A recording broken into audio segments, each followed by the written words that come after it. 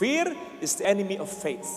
Kapag natatakot ka, nagmumukha kang tanga, nakakalimutan mo yung mga bagay na mahalaga, kahit yung pinaka-basic na lang talaga.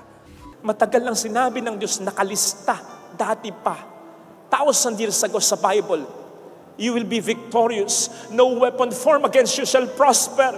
For I know the plans I have for you. Plans not to harm you, but to make you whole, to prosper you. I will be with you always until the end of time. Malimot man ng ina ang anak niya, hindi kita kalilimutan. Hindi lang para sa akin yun, hindi lang para sa kanya yun, hindi lang para sa kanya yun, para sa iyo din yun. Kapag tayo sumasakay sa eroplano o kaya sa malaking bangka, laging may safety instructions. Ang tanong, pinapakinggan ba natin itong mabuti? Ginagawa ba natin yung pinapagawa sa atin? Chine-check ba natin yung pinapacheck sa atin? Binabasa ba natin yung pinababasa sa atin? Minsan oo, minsan hindi. Lalo na dito sa atin. Nakaw! Tagal ng issue yung overloading na yan. Dami nang namatay dyan. Tagal ng issue yung hindi nagsusuot ng life vest na yan. Tagal na yan. At ang tagal ng issue yung winarningan na, pinagbawalan na, wag na kayong magbiyahe. Tumuloy pa rin, titigas ng ulo. Pero kung minsan kasi iniisip natin, ilang taon na ba matapos yung last na aksidente? Tagal na. Araw-araw naman may bumabiyahe. Okay naman yung biyahe. Malas na lang pag natsambahan ka. So gusto mo matsambahan ka pa, ha? Follow instructions. Sinabi ko ito sapagkat sa ating ebanghelyo, sa wari ko'y may instruction si Kristo na dapat nating tandaan for our safety sa buhay na ito. Pupwedeng sa ngayon, hindi mo ito masyadong kailanganin. Pero darating ang pagkakataon, kakailanganin mo ang instruction na ito. Narinig natin sa ebanghelyo, binabagyo ang mga disipulo. Ang bagyo ay sumisimbolo dito sa malalaking problema na tiyak na mararanasan natin. I repeat, tiyak na mararanasan natin na pupwedeng magpalubog sa atin. Ang sabi po ng isang preacher, ang mga tao sa buong mundo, pupwede mo lang mahati sa tatlo. Una, yung mga may haharaping bagyo o problema. Nandiyan na yung problema. Ikalawa, yung mga taong nandun na, dumaranas na ng bagyong problema. Ikatlo, yung mga taong nakalampas na sa bagyo ng problema. Kung ikaw man yung pangatlo, congratulations. Pero mag-relax ka hanggat po pwede. Kasi babalik ka uli sa una, sa pangalawa, at sa pangatlo. Paulit-ulit na proseso. Kaya sabi ko, makararanas at makararanas tayo ng bagyo. Kung ayaw na ninyo, mauna na kayo sa sementeryo. Sapagkat doon ang mga naroroon, hindi alintana ang bagyo. Nakakita na ka ba ng binahang sementeryo na yung mga bangka ay nag-ahunan na ganon? Ay, kasi napuno ng tubig ang kanilang nicho. Walang ganon, Mars. Kahit lubog yan, ay, floating pa yan. Patay na eh. Lanang pake. Kaya sabi nga ni St. Paul, in everything give thanks.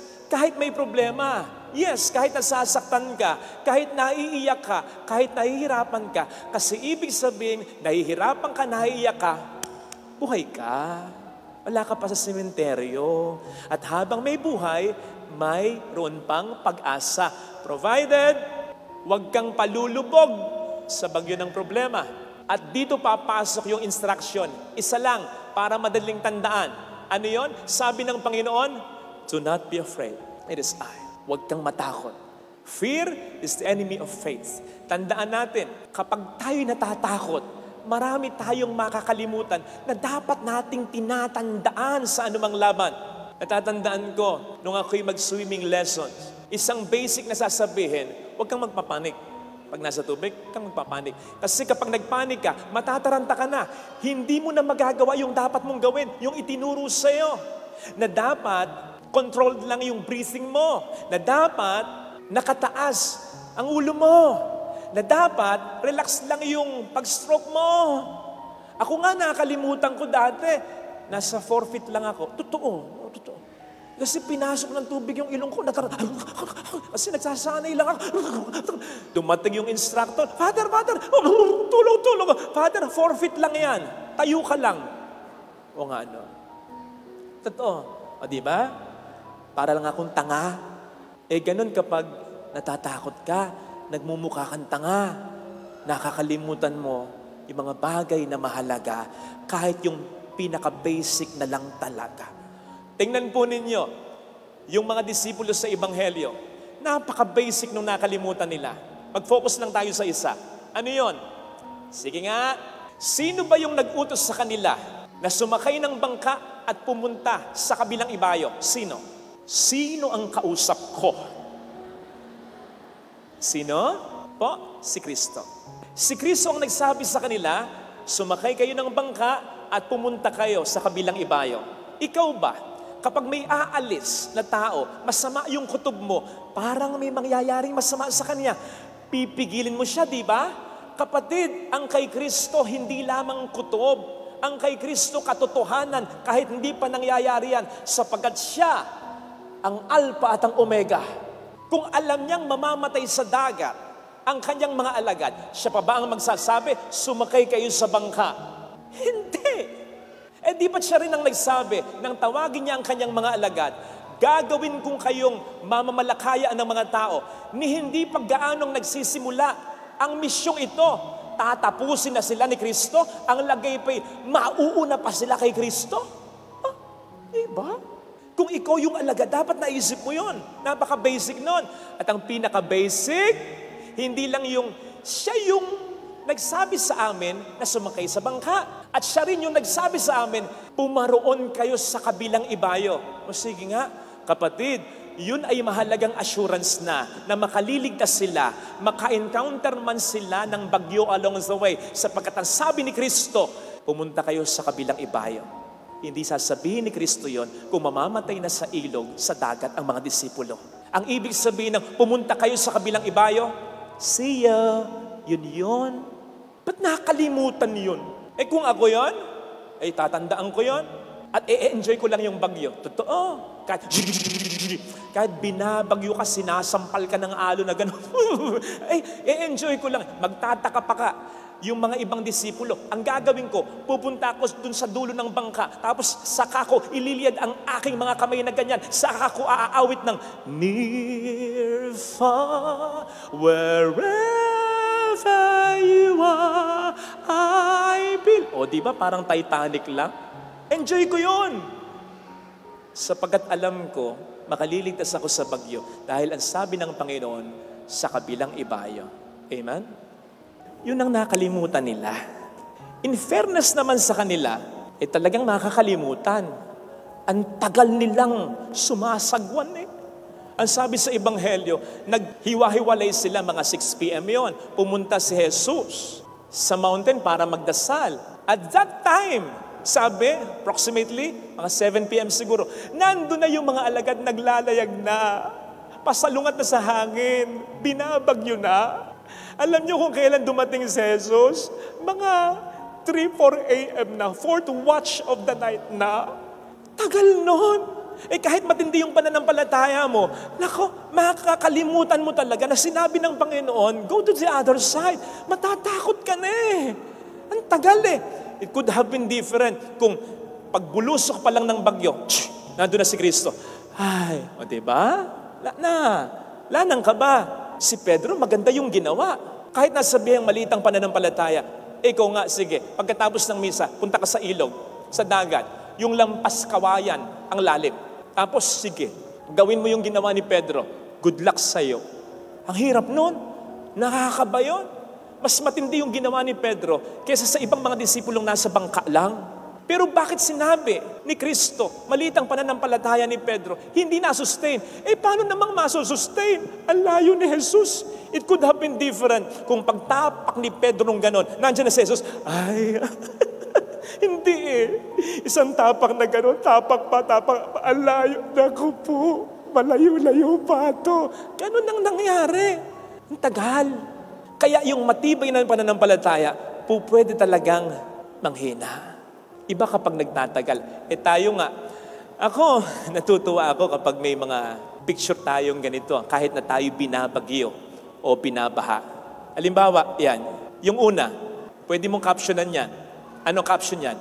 Baha ka lang, magre-relax ako. Baha ka lang, matutulog ako. Baha ka lang, aadi kami sa basketball. Baha ka lang, gamer kami. Baha ka lang, lasinggero kami. Baha ka lang, magsusugal kami. Ito pinakagusto ko sa lahat. Mare, alam mo ba, Mare? Baha ka lang, chismosa kami. Ayan, baha ka lang, magti-TikTok kami.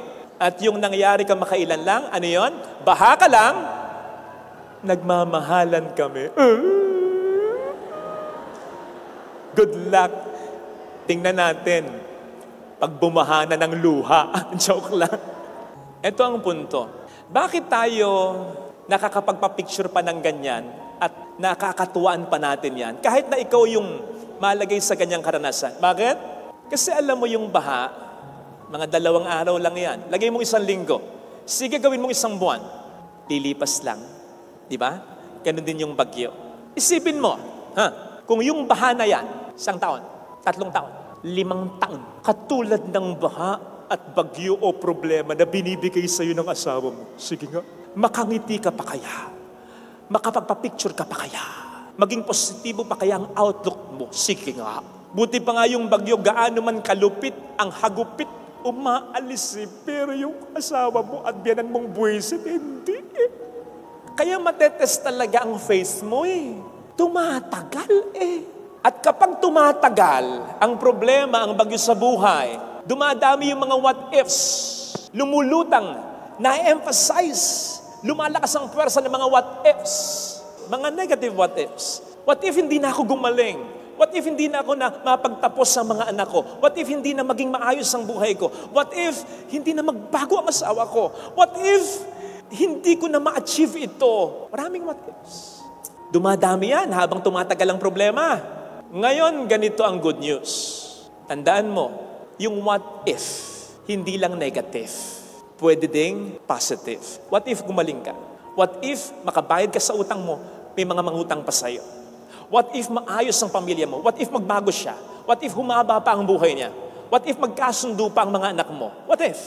Negative o positive, it can work as a way. So bakit ka magfo-focus sa negative what if na makapagpapalakas ng fear mo at makapagpapaliit ng pananampalataya mo kung it can be the other way around? Makapag-focus ka sa positive what if na makapagpapalakas naman ng pananampalataya mo at makapagpapaliit ng fear mo hanggang sa masustain mo yung faith mo at ma-achieve mo na yung hinihiling mong solusyon sa iyong problema na ibibigay niya sa paraan niya at sa panahon niya. Sustaining your faith.